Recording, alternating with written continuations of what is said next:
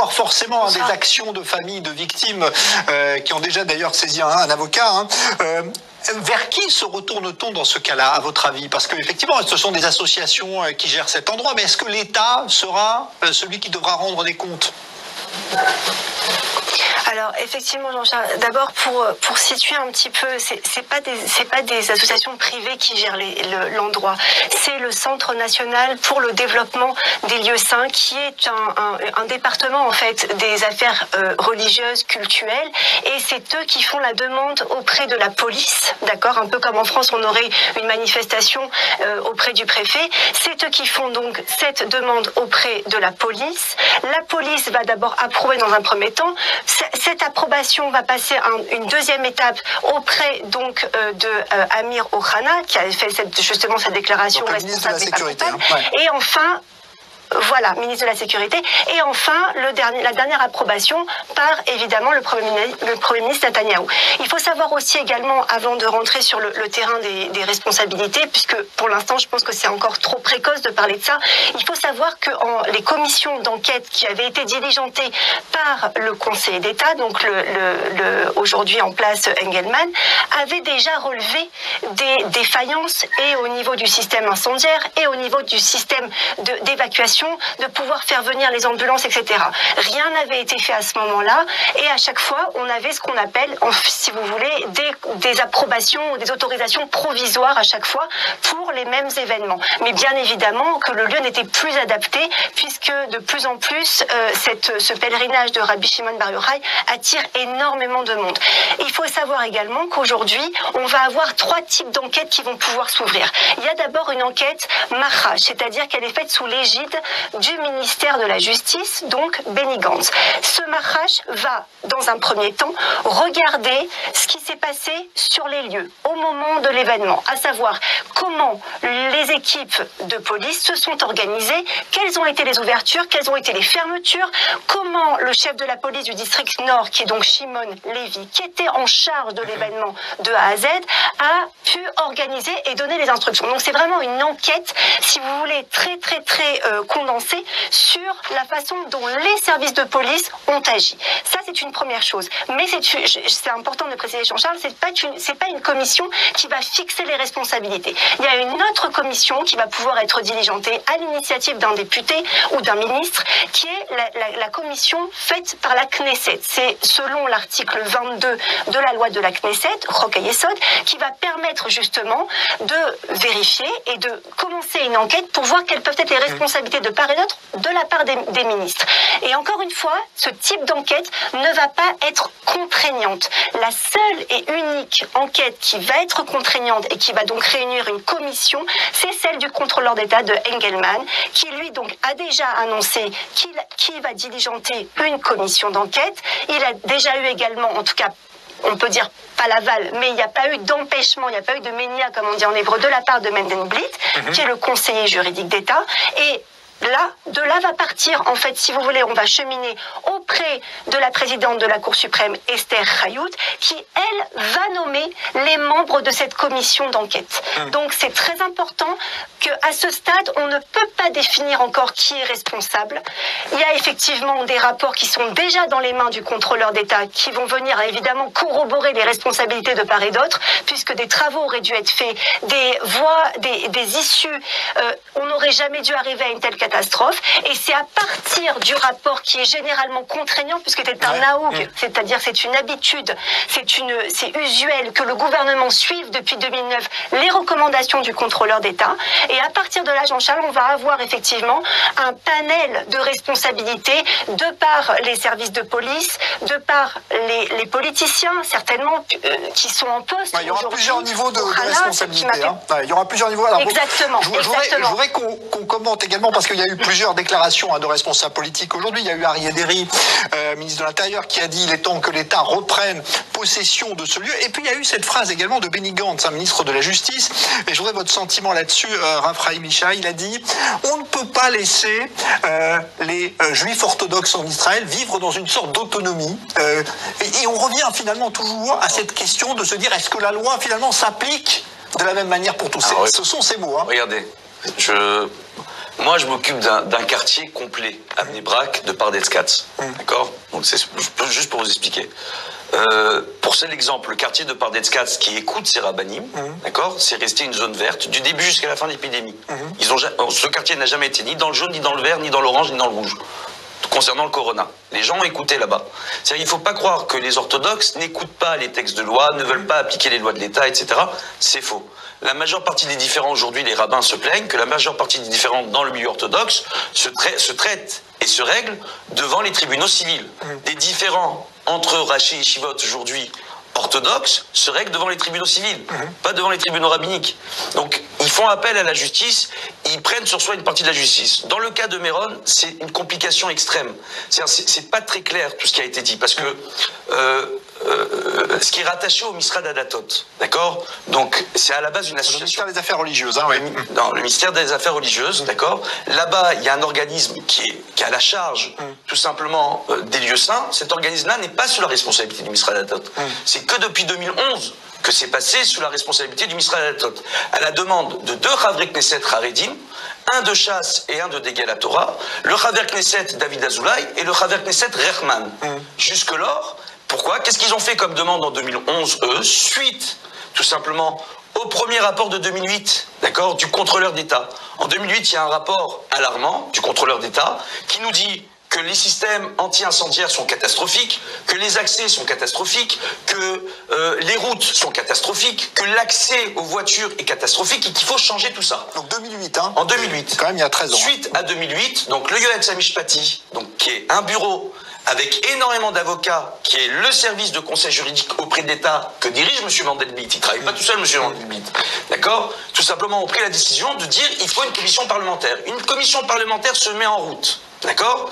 Durant ces commissions parlementaires, les Chavrei Knesset religieux Haredim font des propositions. Ils disent, par exemple, il faudrait mettre pour le coin de Meron une Tachana Merkazit en route. On ne peut pas, mettre les gens, une gare centrale. Les gens arrivent, tous les bus bougent les accès. Vous avez des gens qui habitaient dans le Nord qui ont déménagé du Nord. Vous avez ici une adjointe ici à la régie qui me disait qu'elle habitait dans le Nord, elle a déménagé à cause de ce type d'événement-là. Parce que c'est pas que l'Akba Omer, c'est aussi durant en été, quand tous les touristes arrivent sur les tombeaux des justes et des tzadikim, on a le même type de problème. On a un problème en réalité d'infrastructure à la base. Maintenant, le problème de l'infrastructure, c'est un autre problème sur Meron. Juste une minute, je vous explique. Il y a eu cette commission parlementaire. En 2011, il y a eu des demandes qui ont été faites. D'accord? En 2013, suite aux commissions parlementaires qui n'ont pas abouti, on ne sait pas pourquoi, ça reste un mystère.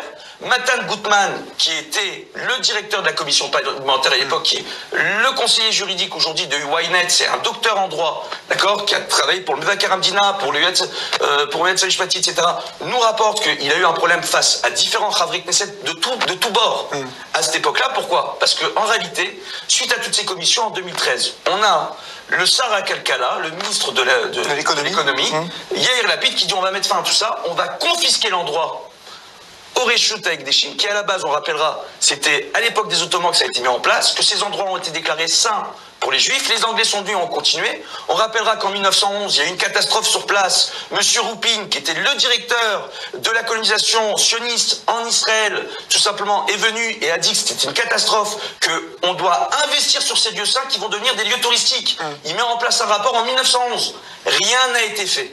Rien n'a été fait. Pourquoi? Parce que quand on arrive à Meron et qu'on dit au Reshut HaMekomi du Galil, d'accord, donc le conseil régional, vous devez investir dans l'infrastructure. Il dit nous, c'est pas notre priorité, les lieux saints. C'est pas notre priorité. On a les agriculteurs. Vous voulez dire quand le politique s'en mêle, finalement, c'est ça qui bloque tout. C'est pas un problème que politique, c'est un problème d'administration.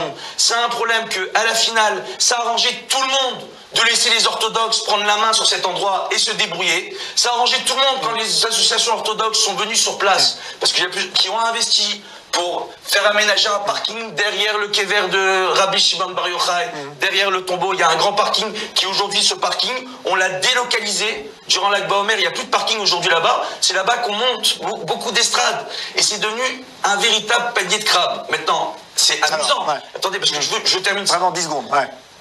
Suite à cette commission parlementaire et la décision de Yair Lapid, que font les associations sur place? Quand on leur dit on va vous confisquer, on dit très bien, vous confisquez, Que va faire la commission régionale? La commission régionale dit non, on n'a pas d'argent, on veut rien faire. Dit mais nous, on en a besoin pour tous les religieux qui viennent sur place. On a besoin de s'occuper de cet endroit-là.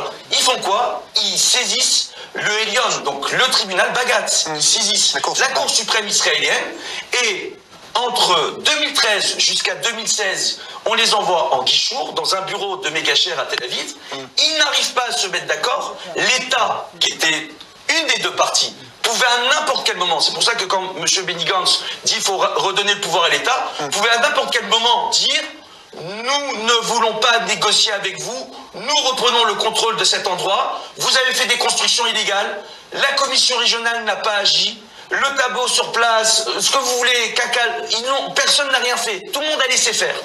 Tout le monde a laissé faire. Alors aujourd'hui que tout le monde a laissé faire et qu'on sait que c'est un endroit qui est problématique depuis des années, depuis des décennies, où il y a des rabbinines qui disent attention, ils avertissent les gens, faites attention quand vous allez à Lag Baomer, il y a beaucoup de gens qui y vont, n'emmenez pas des petits enfants, etc., etc. On connaît ces problématiques-là, donc il aurait pu, à n'importe quel l'État, l'État, donc vous soyez des gens de gauche ou de droite, parce que quand on vérifie ces commissions, on a des gens de gauche et de droite. Et l'autre problème, il ne faudrait pas maintenant... attendez, je voudrais que les autres parlent. Je termine. Il ne faudrait pas, avec cette crise politique, qu'on instrumentalise la catastrophe de Méron pour régler des questions politiques ou que les politiques entre eux règlent des comptes. Parce que quand on veut une commission d'État qui va être gérée par la présidente de Bagatz, on risque d'avoir les gens de Likoud qui disent mais la présidente de Bagatz, elle prend des décisions contre les gens de droite, et ainsi de suite. Ça va forcément... Donc il va falloir plusieurs commissions. Il va falloir que toutes ces commissions-là travaillent ensemble, que personne n'ait rien à dire pour qu'on arrive au Hémet et que tout soit mis à la vérité, et que tout soit mis en place pour protéger toutes les populations qui vont arriver dans ces endroits-là à l'avenir et dans tous les endroits en Israël. C'est le but, en tout cas. Alors, je suis désolé, il nous reste très peu de temps. Je voudrais que vous disiez un mot très court, Eli Kling, désolé, parce qu'on a usé tout le temps de parole. Il n'y a pas de problème, pas de problème. Je vais dire deux petits trucs. Ce que le Rabbi Shah oublie de dire, c'est que la raison pour laquelle je suppose, et c'est ce que les commissions d'enquête devra regarder, que l'une des raisons pour lesquelles l'État n'a pas voulu rentrer et prendre possession de ce qui lui revient de droit, c'est sans doute parce que des pressions ont été faites à droite et à gauche pour laisser justement cette situation gérer les choses. Et qu'on n'a pas voulu se fâcher avec toutes sortes de pressions, il n'y a pas eu qu'un problème de pression, il y a eu le refus. Et ce que je suppose qu'il faudra arriver à la conclusion, c'est qu'en effet, il n'y ait pas d'endroit hors de prise de l'État avec tout ce que ça comporte comme obligation de respecter un certain nombre de lois. Puis je terminerai simplement, puisqu'on n'a pas beaucoup de temps, pour dire que malgré le travail certainement important que va faire dans ce panier de crabes, là je suis d'accord, le travail important que vont faire toutes les commissions d'enquête à droite et à gauche, il faut quand même pas oublier que nous sommes également responsables. C'est-à-dire que chacun doit, avant de participer à telle ou telle manifestation importante, se renseigner. J'ai un petit peu peur que les différentes commissions qu'on va créer va nous permettre à nous, simples citoyens, de nous en remettre finalement sur les grands qui auraient dû savoir. Après tout, c'est pas si compliqué que ça, lorsqu'on a la tête sur les épaules, de comprendre qu'il y a des endroits qui sont plus dangereux que d'autres et qu'il faut faire attention, faire son petit choix personnel également et réfléchir où est-ce qu'on va, quand est-ce qu'on va, avec qui on va, et voilà quoi. C'est vrai que ce sont des images qui sont impressionnantes. Ça aussi, ça fait partie de la responsabilité. C'est peut-être pas juridique ce que je vous dis là, mais c'est quelque chose, c'est un bon sens, c'est quelque chose de personnel et que chacun devrait prendre sur lui également. Merci Eli Kling. Un dernier mot très court, Déborah Abitbol. Vraiment, je vous laisse quelques secondes, allez-y. Écoutez, Jean-Charles, aujourd'hui, je pense qu'on ne peut pas encore déterminer qui est responsable. Et je vous parle vraiment en tant que juriste. La chose qui va être importante pour nous, c'est d'avoir une commission impartiale. Pourquoi? Parce qu'aujourd'hui, il y a le deuil des familles et demain, on devra leur rendre justice à ces 45 personnes qui ont été décédées. C'est un besoin vital pour les familles. Ça va être un besoin vital de pouvoir déposer des demandes de dédommagement pour le prix, le préjudice moral qu'elles auront subi. Et ça, c'est quelque chose qui n'est pas encore entre nos mains. Donc laissons les politiques de côté, laissons faire le travail de cette commission. Le contrôleur d'État a toujours été suivi dans ses recommandations. Donc aujourd'hui, il faut lui laisser faire son travail. Il y aura ce panel de responsables, ingénieurs, juges, etc. Et ça déterminera les responsabilités. Merci Déborah Abitbol, Eli Kling, merci Raphaël Michaï. On a terminé provisoirement ce dossier évidemment.